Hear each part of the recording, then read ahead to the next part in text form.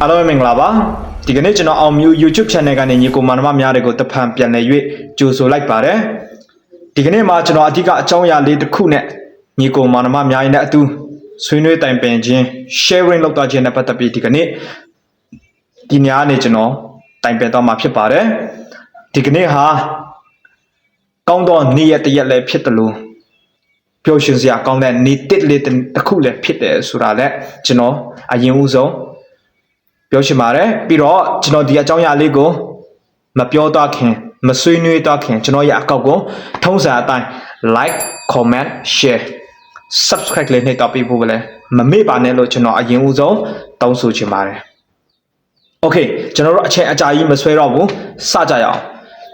ဒီကနေ့မှာကျွန်တော်အဓိကအကြောင်းအရာလေးတစ်ခုကတော့ကျွန်တော်ရဲ့မြန်မာရဲ့ဂုဏ်ကိုဆောင်သွားမဲ့ကရင် fighter လေးတွေးလင်းထက်အကြောင်းလေးနဲ့ကျွန်တော်ဒီကနေ့ sharing အနေငယ်လုပ်သွားချင်ပါတယ်တွေးလင်းထက်ကတော့မကြခင်အချိန်အတော်တွင်းမှာပေါ့နော်သူ Thai fighter တယောက်နဲ့ကစားရတော့မှာဖြစ်တယ် Thai fighter ရဲ့နာမည်ကတော့ကောင်းကြိုင်လို့အမည်ရတယ်အဲ့ဒီ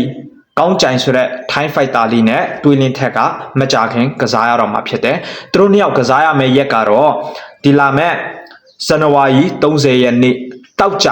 နေ့လည်းဖြစ်တယ်ပြီးတော့ည6နာရီခွဲမှာသူတို့နှစ်ယောက်ကစားရတော့မှာဖြစ်တယ် One Championship ဘက်ကလည်းသူတို့နှစ်ယောက်ကိုဒီအချိန်မှာအတီးပြုတ်ပေးလိုက်တယ်သူတို့နှစ်ယောက်ကိုပွဲထုတ်လာခဲ့ပေးတယ်မြန်မာရဲ့ပရိသတ်ကရင်ရဲ့ပရိသတ်ဖြစ်တဲ့ကရင်ရဲ့အချစ်တော်ဖြစ်တဲ့တွေးလင်းထက်ကတော့ဒီသူ့ရဲ့ပွဲကတော့တရားဝင်ဖြစ်သွားခဲ့ပါပြီသူတို့နှစ်ယောက်မကြခင်ပွဲကစားရတော့မှာဖြစ်တယ်ဒီလာမဲ့ဟိုကနဇန်နဝါရီ30ရက်နေ့တောက်ကြနေ့ညနေ3နာရီခွဲအချိန်မှာသူတို့နှစ်ယောက်ရဲ့ပွဲကိုကျင်းပသွားမှာဖြစ်တယ် One Championship ရဲ့ One Friday Fighter ရဲ့ပွဲတော့ကသူတို့နှစ်ယောက်ဒီ140ဆိုတဲ့ပြိုင်ပွဲထဲမှာသူတို့နှစ်ယောက်ကစားရမှာဖြစ်တယ်ကောင်းကြိုင်ဆိုတဲ့ fighter လေးနဲ့သူတို့နှစ်ယောက်ထိုးတက်သွားရမှာဖြစ်တယ်သူတို့နှစ်ယောက်ရဲ့ပွဲဟာအလွန်ကိုကြီးကောင်းမဲ့ပွဲလေးတစ်ပွဲဖြစ်မယ်လို့ One Championship ရဲ့ဥက္ကဋ္ဌဖြစ်တဲ့ Chatriya ကောက်ချက်ချထားတာဖြစ်တယ်သူတို့နှစ်ယောက်ရဲ့ပွဲဟာအလွန်ကိုကြည့်လို့ကောင်းမဲ့အလွန်ကိုဝမ်းမြောက်ခြင်းစပွဲကောင်းမဲ့ပွဲလေးတစ်ပွဲဖြစ်မယ်လို့လည်းသူကပြောလာတာရှိတယ်သူတို့နှစ်ယောက်ရဲ့ပွဲဟာအလွန်ကိုကြည့်ကောင်းအောင်တော့မကပဲနဲ့ပရိသတ်ရဲ့အားရခြင်းစရာကောင်းမဲ့ပွဲလေးတစ်ပွဲဖြစ်မယ်လို့လည်းသူကပြောလာတာရှိတယ်အဲကြောင့်ဒီပွဲကိုလည်းကျွန်တော်တို့ညီကိုတွေစောင့်ကြည့်ဖို့ရအသက်ကျွန်တော်အတိလာပေးတယ်လာပြီးတော့ဆွေးနွေးတာဖြစ်တယ်ကျွန်တော်တို့ညီကိုတွေရောဒီပွဲလေးကိုဒီပွဲလေးအပေါ်မူတည်ပြီးတော့ဘလို့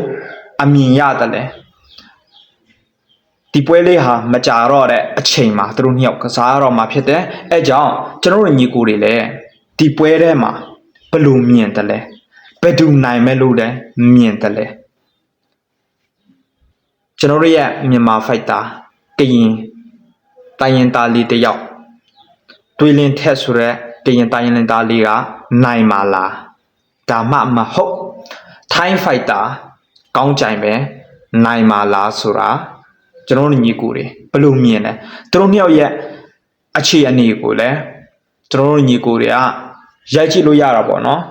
YouTube ထဲမှာရိုက်ကြည့်လို့ရတယ်သို့မဟုတ် Google ထဲမှာ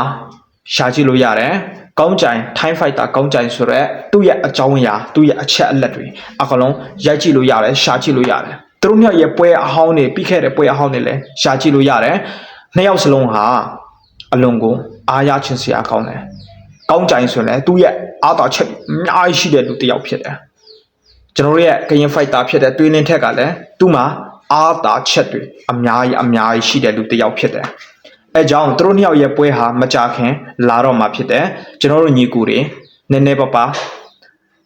ဆွေးနွေးပေးလို့ရတယ်ဘယ်သူနိုင်မလဲဘယ်သူရှုံးမလဲဆိုတာကျွန်တော်ရဲ့ဒီအောက်ကဒီဗီဒီယိုအောက်က comment ထဲမှာမှတ်ချက်ရေးသွားခဲ့လို့ရတယ်ဘယ်သူနိုင်မလဲဘယ်သူရှုံးမလဲဆိုတာပေါ့နော်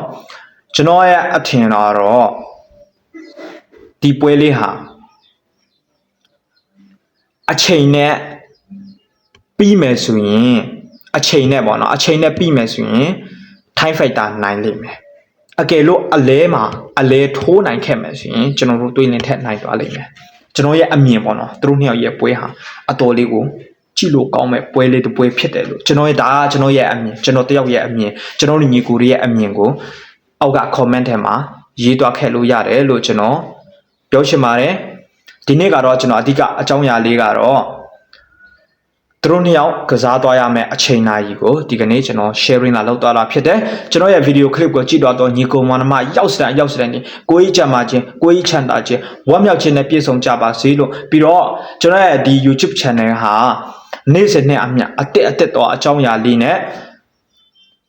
အချိန်နာရီတိုင်းမှာရရှိတော့အချက်အလက်တွေနဲ့အတူကျွန်တော်စုဆောင်းပြီးတော့လာရောက်ရဝင်မြပေးတာဖြစ်တယ်ကျွန်တော်ရဲ့ video clip ကိုကြည့်တော့ညီကိုမရောက်စတဲ့ကျွန်တော်ဒီကနေ့ဒီနေရာကနေကျေးဇူးအများကြီးတင်ပါတယ်ဆိုတဲ့အကြောင်းအရာလေးနဲ့ကျွန်တော်ရဲ့ video clip ကိုအဆုံးသတ်လိုက်ပါတယ်အရောက်စတဲ့ကိုကျေးဇူးတင်ပါတယ်